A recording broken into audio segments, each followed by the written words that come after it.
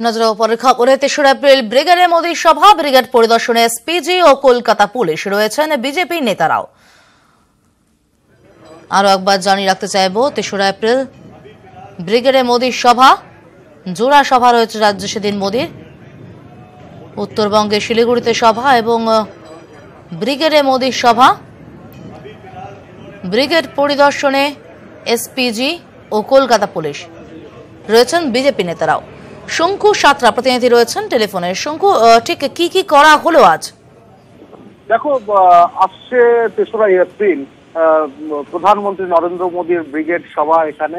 তার জন্য আজকে এসপিজি, কলকাতা পুলিশের উচ্চপদস্থ আধিকারিক এবং ইন্টেলিজেন্স ব্রাঞ্চের বিভিন্ন পুলিশ কর্তা এবং স্পেশাল ব্রাঞ্চের পুলিশ কর্তা সবাইকে নিয়ে আজকে একটা সমন্বয় বৈঠক চলছে।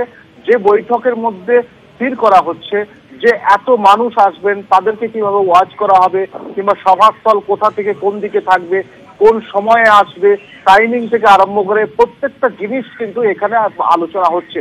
যদিও সেটা সম্পূর্ণ গোপন বৈঠক চলছে, ততটুকু যদিও আমরা এইটুকু জানতে পেরেছি।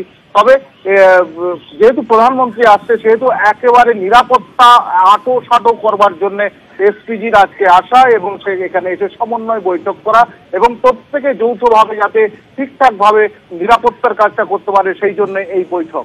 সমাদৃতা। ধন্যবাদ শঙ্কু।